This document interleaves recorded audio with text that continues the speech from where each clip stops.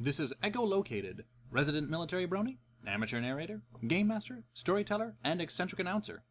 If you couldn't tell, or if you haven't heard some of the other entirely speaking pieces I've put on before with images from the basic Windows 7 backgrounds folder, I tend to be a nerd. No, seriously. Contain your shock. As such, I'd like to discuss a few things I've learned about game mastering, or dungeon mastering, or storytelling, as it could be called in many myriad forms of tabletop role-playing games. I've played Dark Heresy, Rogue Trader, and Black Crusade, and DM'd for the first two, all of these being Warhammer 40k flavored tabletops. I've played Steve Jackson's GURPS, generic universal role-playing system, though only one time. However, it felt awesome and rather fluid. I mean, it's also pretty crazy, as it's the only game series I've seen that you could legitimately have a party consisting of a Goliath-sized robotic hitman, Superman, a psychic coffee pot, the world's strongest toad, and your coffee table, and have full, reasonable stats for every single one. I've played and DM'd for Dungeons & Dragons 3.5, one of the most well-known tabletops that has ever been made, and has an almost infinite variety due to all the source compendiums and splatbooks created for it. I've played and DM'd for Paizo's Pathfinder, known affectionately as D&D 3.75 in some circles, which has much the same feel as D&D 3.5, with some unique and very much beloved upgrades, such as no more D4s for base caster health per level, and the conglomeration of several very closely related skills into a single skill, such as Hide and Move Silently combined into Stealth, and others. I've played Anima, an anime-inspired RPG made for ridiculous situations, very applicable for anime characters and settings. I've also played, and am looking to DM for, the newer series of White Wolf games, which encompasses many different games, such as the base World of Darkness, Vampire the Requiem, Werewolf the Forsaken, Maids the Awakening, and many others. So, I've played and DM'd a bit for many different types of games, and I found that there might be some things that a person newly coming into either the playing or the DM world should probably know. Even for those who have played and or DM'd before, there might be some things covered here that I've had to personally go through that you might not have yet, and I hope to save you the trouble of suffering. First and foremost, you need things. I hate to say it, but stuff is involved. The bare necessities, in my opinion, are the source books, something with which to write, and something upon which to write. It could be paper and pencil, or it could be your finger in a digital character sheet, or some other form of having information you need written down. In my opinion, you don't need maps, you don't need the hex grid tabletop rolls, and you don't need miniatures. You can play many tabletop RPGs without them. However, there are some that have their entire rules based upon the use of miniatures. I tend to shy away from those as, for some strange reason, I'll spend hundreds of dollars acquiring books for various games, and yet disdain from buying tiny character-representing figurines, or the requisite elements to craft such. I like the feel of having a scene or an area described to a person, as it can give a person a little bit more flexibility with how they want to act. Sometimes when a person views their avatar on a board, they might think that it restricts them into only the basic actions a game can allow. However, to each their own. For those people who strictly enjoy playing as characters, I'd recommend trying to DM every once in a while. It gives you a healthy appreciation for what goes on behind the screen, and it also lets you become more intimately familiar with the mechanics of whatever system you enjoy, along with the attitudes, temperaments, and goals of the other players. You might realize that you notice more what your players are doing when you need to react to whatever they attempt. For those who strictly enjoy GMing, yes, there are a few out there, I'd still recommend actually being a player every so often. It gives you a nice change of perspective, even if you don't feel as all-powerful as you might like. You get to see how yourself, as a character, interacts with the world, to see your motivations, and enjoy the challenges that get thrown at you from the single character point of view, using wit or what have you to overcome it. You can help somebody else get more confident with DMing by providing the necessary backup when it comes to those times when an out-of-the-blue situation occurs, and a certain type of game mechanic that usually gets glossed over suddenly becomes relevant, such as drowning. Trust me, it's happened. In a desert, no less. Before I digress further, let's get to some actual tips. For one, as a DM, don't be afraid to take breaks every now and again while you play. Until recently, I've been running games the way somebody might do a marathon of a beloved TV show, cartoon or otherwise, sitting down and not moving for several hours straight until complete with the session. Unfortunately, this brings a lot of unnecessary wear to you and can leave a sour taste in your mouth after DMing. Especially considering in my situations, somebody would order pizza, we'd all get up and get 2 pieces on plates, we'd all sit down, and the players, while eating, would continue their characters' actions while I had to try and continue the world going on around them. Doesn't work too well with eating and playing, so I've had to cut the crap. DMing on an empty stomach with food in front of you that you can't eat due to other people isn't what one would call a grand old time. Considering you're the DM, you can tell them the world, and the campaign, will resume after some snacks. And what are they going to do? Tell the DM no in a situation where it's entirely reasonable that a break be taken? I think not. Rocks fall, heretics die. Speaking of being reasonable, players, your DM is the final arbitrator in what the rules are. You can point out a specific rule in a book, show it to your DM, but if they say that it doesn't apply or isn't being used in this situation, that's the judgment call. This is all to ensure that the world and the action can continue. However, if you feel your DM is just being an asshole and throwing out rules that would only be convenient to you in your situation just to spite you, feel free to take the DM aside after or during the session and ask about why. Might be more than just Tom asshat foolery going on there. For a player, try to find out why you guys are playing. I mean, sure, the big reason's entertainment, but beyond that, it is good to know, and will help everybody mesh together more soundly, whether people are playing for reasons of escapism or for the mechanics of the game itself vice the story. There are people who enjoy role-playing, and there are people who enjoy playing a game.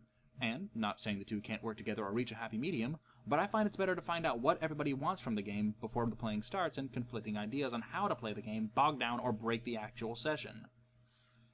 In the example of naming conventions, the player of Zenadia Aversong probably wants something different from a game other than what the player of Captain Steve is intending. Hope that clears up doubt. Also, if you're trying to make a character instead of a series of numbers.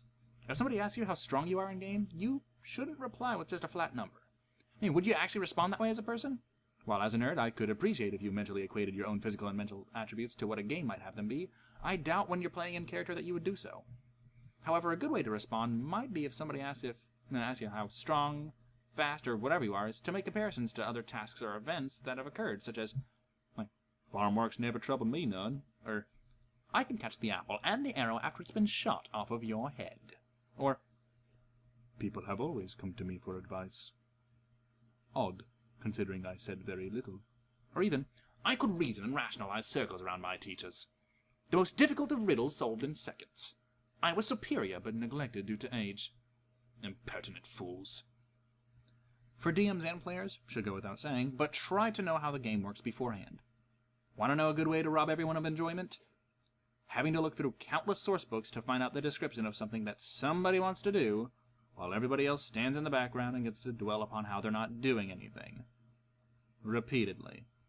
For DMs, and I'm guilty so many times of not doing this, actually try to plan your sessions out a little bit beforehand, beyond just the bare bones of, this major plot point will occur, and then this one too.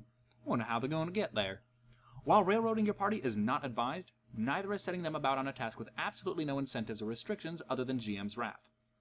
The players should feel that they were not directed to go there, but that they wanted to go there, that they were driven by their own desires and ambitions.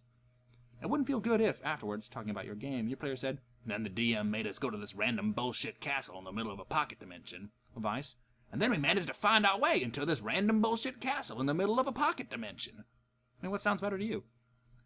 I also recommend having a few NPC names already picked out, with some small quirks or personality traits, depending on how you use them, as well as some individualized flavor text for things. Such as instead of buying generic beer or ale, you could mention that there are a few types of beer available in the city, the most popular of which is known as Red Tail Root, followed closely by Golden Harvest, drunk mainly by the lower middle class and made of wheat that grows in the fields near the city. See? In the end, the players are still buying their alcoholic beverages of choice with the same prices listed in the tables in the books, but it feels a little bit more personal, and a facet of the world is unlocked, giving a more immersive experience to players. The ability for a DM to react appropriately to players' actions is crucial for a good game experience. Players can be tricky. You might believe that there is only one way to skin this cat, and that since the players haven't found your magical MacGuffin yet, that it'll be impossible. No way can the players complete any crazy upheaval and derailment of your precious game. Then the smiles roll across their faces, and the party wizard points out a spell that you hadn't read or thought of, with an item that you could have sworn wasn't in this edition, with the race that... Well, you see what I'm getting at here. Well, damn. There goes all that work. Looks like your major epic final boss just went kablooey before the final act. What to do? Called off due to lack of boss? Rocks fall, everyone dies due to GM rage? The answer depends on the DM. Improvisation is a must-have skill for any DM. When your epic final confrontation goes away due to unexpected player shenanigans, you might be able to recover sharply by stating that, since a power vacuum's occurred, this new baddie has arrived and has taken over. And then you pull hastily from old notes for a new guy, or revising the old bad guy notes just a tad, to provide an encounter, if necessary. However, sometimes you might want to reward the players for their ingenuity. I mean, it's all up to you. If you want to reward cleverness, or if you want to reward following the rails, or, take a third option. Hey, TV tropes. Teaches you things. Though I think I'm rambling and have gone on quite a bit longer than I intended with this, the final thing I'll go over is that this is all for entertainment purposes. That's right, fun! That thing you're looking for when you set off illegal fireworks near the back door of a neighbor's house, and that feeling you get when you ride roller coasters that you don't hate. Fun! If nobody's apparently enjoying themselves, then there's no reason to continue the session. You can call it off temporarily. You can wait for people to recuperate. Whatever you guys need. Just have fun. If somebody's concept for a character isn't working out mid-session due to technical difficulties, please stand by, then that can be changed for the sake of entertainment value. Don't let a person get all Pinkamena Diane Pie just because it'd be too difficult to work a different character or a change to their character in right now. Let them work on it. It'll be fine, hopefully. Excessive changes, of course, have to be approved by the DM.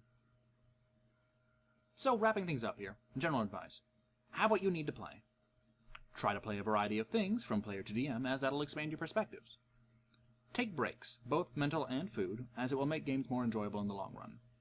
DM's word is final, but if entirely justified, you can question them. Determine why you're playing games like these in the first place, whether you want to act, or if you like the kick-in-the-door type of playing, or if you like a certain combination of the two. Characters are people too, not just numbers, or dots, tattooed on their bodies with how good they are at things, and what numbers you add to the dice you roll. Knowing how your game works beforehand can be the difference between an unforgettable experience in the good way or the bad way. Preparing for games beforehand can fall under the last one as well.